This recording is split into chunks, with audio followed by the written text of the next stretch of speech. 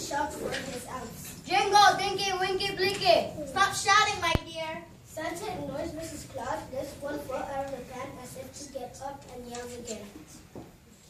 Holly, jolly, mistletoe. Stop it, you'll lose your voice. And don't take your feet out of that hot water. It isn't hot anymore, it's getting cold. Well, the elves are bringing more. What's that?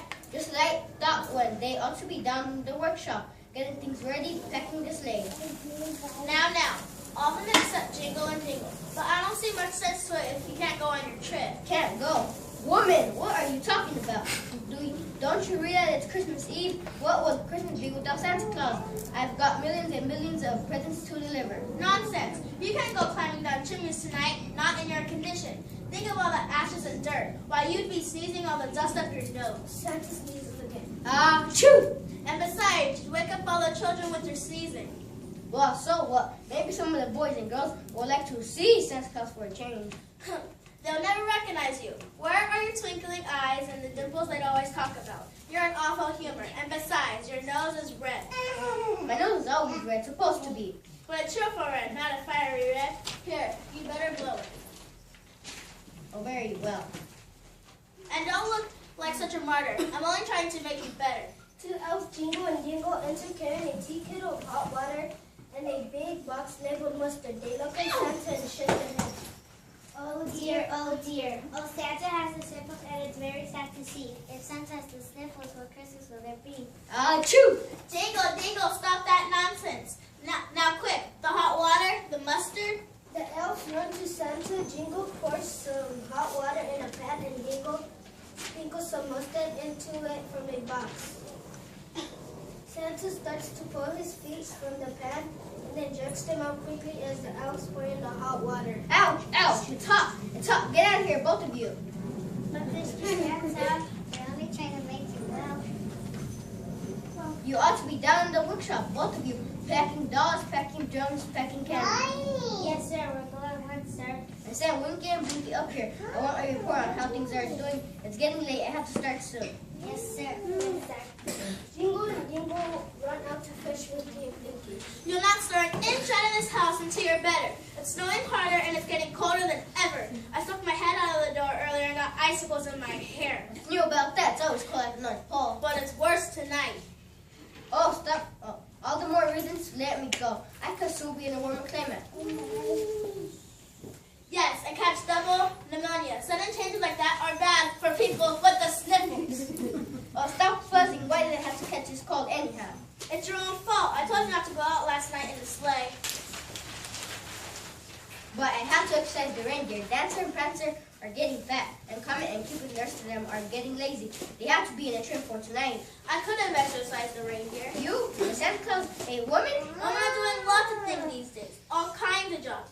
It beats me you go into the world every year, and still, I know more about what's going on out there than you do. That's because you're always listening to the radio. Yes, and I think I'll turn it on now, Santa. It'll take your mind off. Mrs. Claus goes across the room and switches on the radio. Immediately you hear the strains of jingle bells. Take my mind off of what? 'Twas the night before Christmas when out through the house not a creature was stirring, not even a mouse. The stockings were hung by the chimney with care, in hopes that St. Nicholas soon will be there. What did I tell you? All the children are expecting me. They're waiting now. They're waiting for Christmas to begin. Turn that thing off. It makes me nervous. I'll switch it to another station. She does and another voice comes on. Yes, Virginia, there's a Santa Claus. He exists as certainly as love and generosity and devotion exists. And you know that they abound and give to your life its highest beauty and joy. That's what the New York Sun wrote to that little girl so long ago. Alice, how dreary would be the world if there were no Santa Claus. Certainly, it would be dreary. Of course, it would be dreary. Oh dear, I'd better turn it off. Mrs. Claus gets up again and switches off the radio.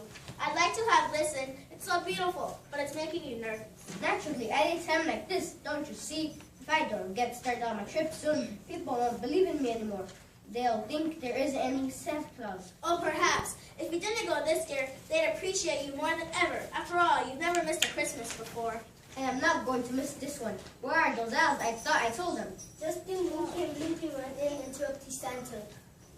Here we are, Santa. I'm Winky. I'm blinking. I'm Winky. I'm blinking. I'm Winky. Ow! I'm Winky.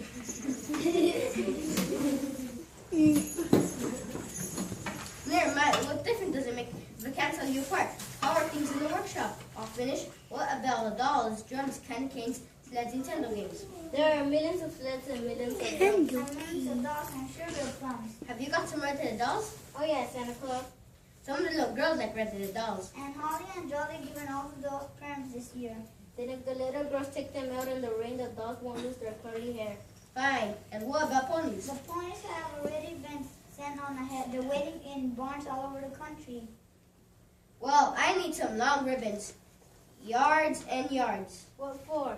Well, you can't put a light pony on a Christmas tree, so I'll loop a ribbon around its neck and then run the ribbon through a window and tie it to the tree with a knot. Wonderful! Great idea! Excuse me, but it's very foolish making all those plans, Santa Claus, when you know as well as I do. Suddenly, two other elves, Holly and Jolly, dashed in. I'm Ow! I'm Jolly.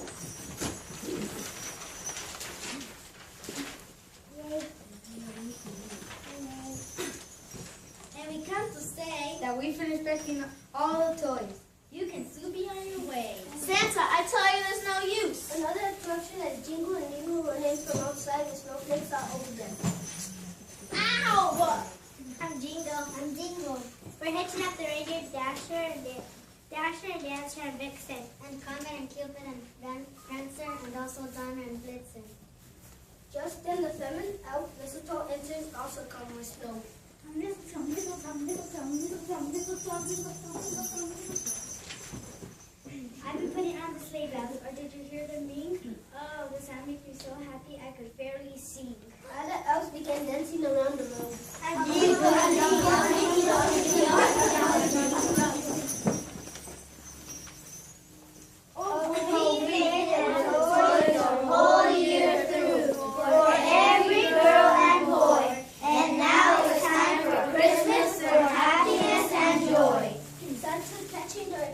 Tries to get up from the chair. Yes, of course.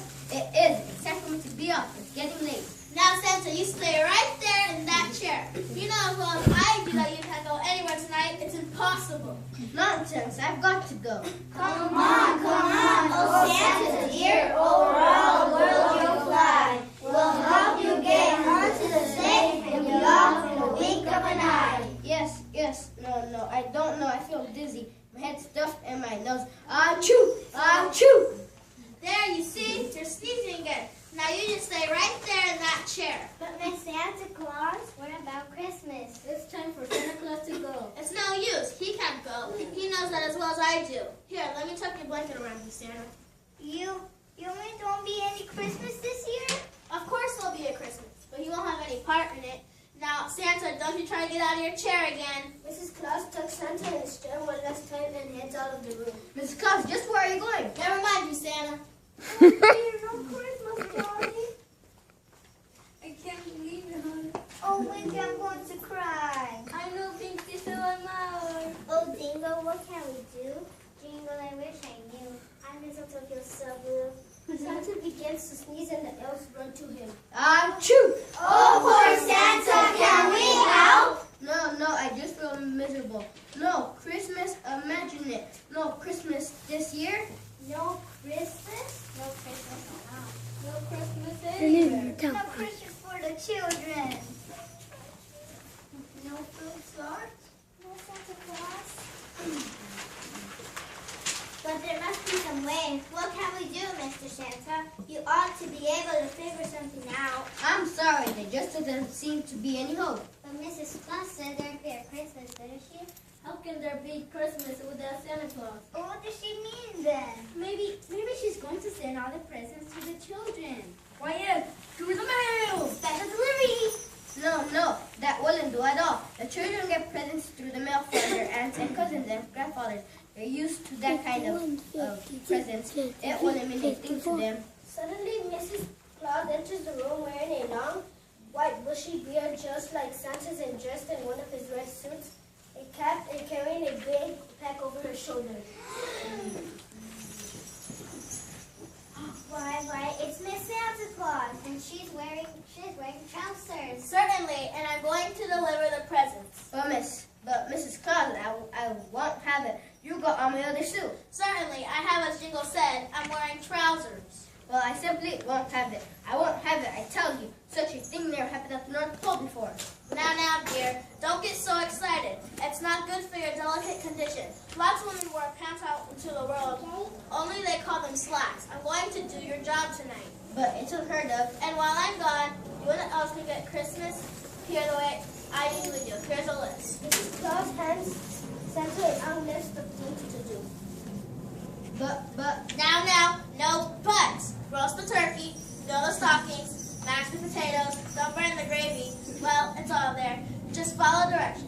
I know it's more work than you usually do, but at least you'll be here in the warmth. I'll be back in time for Christmas dinner. I won't allow you to go. Would you rather there not be any Christmas at all and have all the children disappointed? She pauses, waiting for an answer, and hearing none, says, I thought not. But...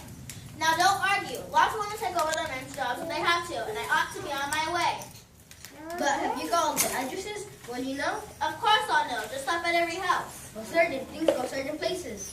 I won't mix them up, and even if I did, someone might like a surprise. Yeah. A surprise!